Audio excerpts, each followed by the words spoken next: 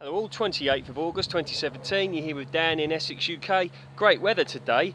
I did hear that it could well be the hottest bank holiday on record. That's at least what I was told, so we'll find out if it's true, but apparently going to get up to around 27 to 28 degrees C today, maybe even hotter than that, so that's great. Done some good harvesting down here at the allotment, did a little bit of maintenance. September is looming, but as you can see, the weather is still fantastic, so let's see how the season comes on or materialises, but still producing some good worthwhile bits and bobs down here. And I went through this the other day, so I won't go into it too much, but you know, cucumbers here, look down there, see if you guys can see that.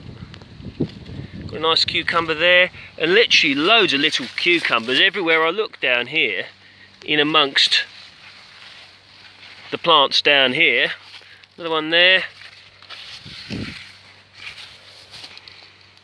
over there, there you go, three there, look, absolutely fantastic. Stated it the other day, but it's worth stating again, variety market more, and didn't have to mess around too much, just simply bought the seeds, I think it was from Savers, put them in, grew them, raised them myself, and then when the risk of frost was past, put them out here, and so far an absolutely brilliant thing to grow. So going to be growing a lot more of them next year, market more, outdoor cucumbers. And the butternut squash is, you know, coming on.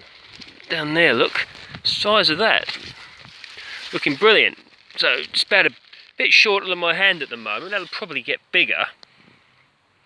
But the cucumbers and butternut squash so far really are doing well. I've noticed that cucumbers, at least when I grow them, they tend to come a little bit later. But that's fine because, another butternut squash there, you know, you get your marrows, etc. a lot earlier in general, and then before you know it, you've got a sort of relatively similar crop, your butternut squash coming away on its way. What we got? Yeah, we'll have that as well. Nice small one. I quite like these small ones actually. These are dwarf variety, and I've been quite impressed with them actually. Certainly produced some decent crops, and still got plenty of flowers, look, coming here. Absolutely fantastic, and so much to sort of still come really, even at this time of year. Did a bit of clearing of this bed here. You know, there was dwarf beans variety Speedy, which had finished, and the ones that were still here were long past their best, so cleared that. I'm going to be thinking what to put on here. What I'm probably going to do soon is go down the old farm and get some horse manure and literally just douse a lot of this allotment in horse manure for the winter.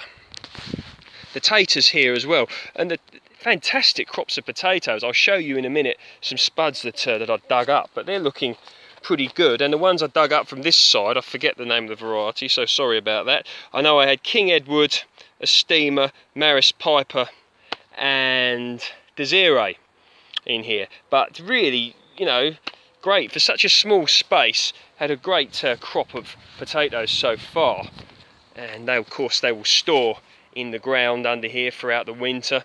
I generally like to leave them in the ground, and I find that you know, once you take them out of the ground, you've got to keep them in a cool, dark place and leave the soil on them, because once you take the soil off, the soil, to me, I've got no scientific proof of this, or at least I've never studied it, but I've found that leaving the soil on the potatoes helps to preserve them. So leave the soil on, that's my recommendation. And literally, I mean, I've done nothing with these tomatoes, I literally just put them in.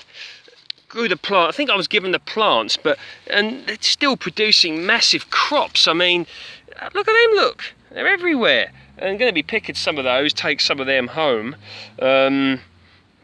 Brilliant bush tomatoes, you know, footloose and fancy free, no messing. We're still getting long green bush marrows coming on.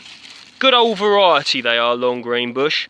And there, look, and a small baby one, I don't know if you can see it where my finger is, there. So plenty more of them to come should the weather hang out. And of course, what we got here, look, a bit of rust coming, but that does tend to happen later in the season with regards to courgette plants, marrow plants, etc.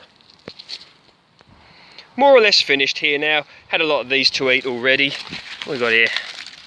Probably won't be much of one here. Yeah, that won't have produced much under there because that's only a small one.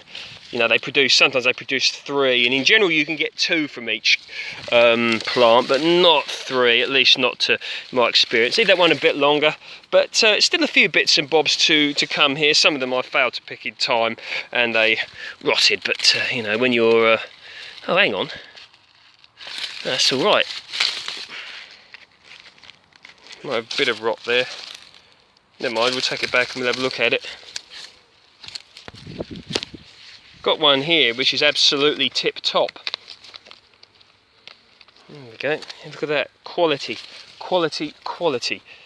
And I've had a few people contact me and they say that they find my videos quite motivational, and that's a good thing, because at the end of the day, you know, I feel that there's so much going on in the world these days. The majority of you will be aware of bits and bobs, and I just think, whilst I eat some runner beans here, that growing our own food is a need that we all have. We all need to eat.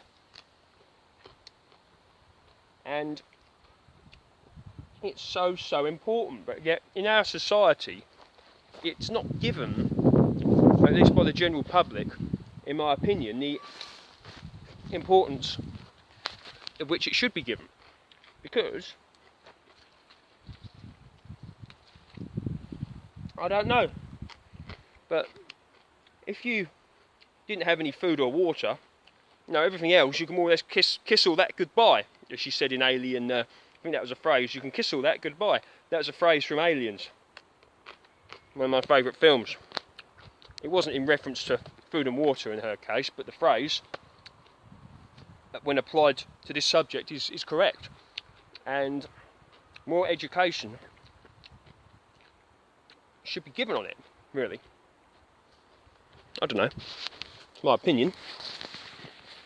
But with regards to the motivation, I'm glad that people do find it motivating, because I'm a normal bloke.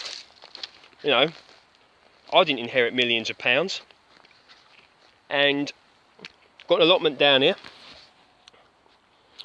as I stated the other day, £38 a year. And you've seen the amount of produce that comes from it. So, you don't have to be rich to do this, you just need to have a bit of knowledge, and a bit of patience and persistence, and be prepared to make a few mistakes, and you can have your own little sort of efforts of growing your own food and do it yourself. Take this down here, look. I picked these runner beans. One of these cucumbers I picked today, this one I picked the other day but left it here. Something started to have a go at it, but that don't bother me. I mean, look at them.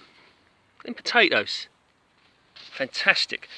That marrow I picked the other day as well, but there's nothing wrong with it. Perfect. And look, think of that. I mean, wouldn't want to try it, but if you had nothing else to eat, that'd sustain you for a while. You know, so great food. Happy bank holiday. Happy gardening. Great weather. Enjoy yourselves. Speak soon.